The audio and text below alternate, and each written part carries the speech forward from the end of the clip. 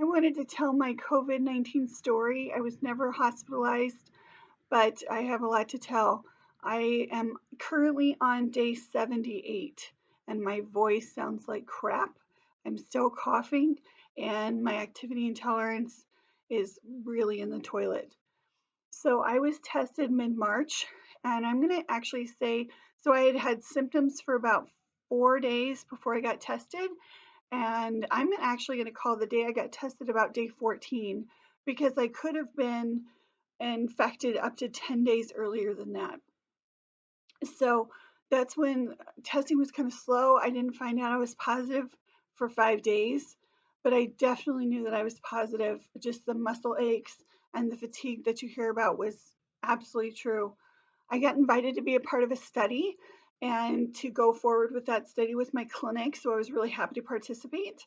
Um, and 64 people who tested positive at my clinic that same week went back and got tested again for COVID a week after we were diagnosed. There were 64 people in that group.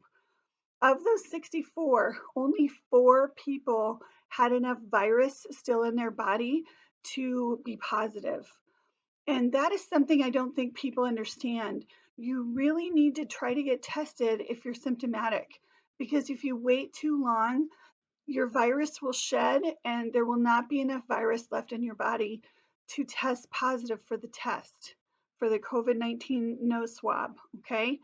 We aren't going to have really good numbers unless we have really good, solid antibody testings. I think that's really, really important, and they need to get good and solid and high percentage of success rate. But I'm going to go on with my story.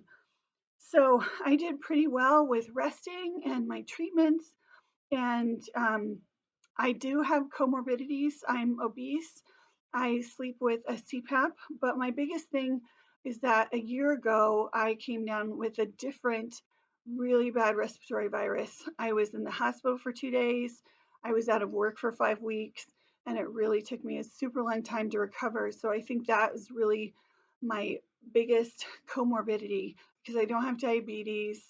I don't have high blood pressure, any of those things. So I did well and was recovering until day 35 when I crumped. It's a nursing term to crump and just kind of fall apart. And I got back and I just couldn't catch my breath after walking just a little bit, and it was really hard. Luckily, I was in contact with my doctors and they could continue to give me those prescriptions. I was doing every 4 hour nebulizer treatments with albuterol 4 times a day and a steroid 2 times a day.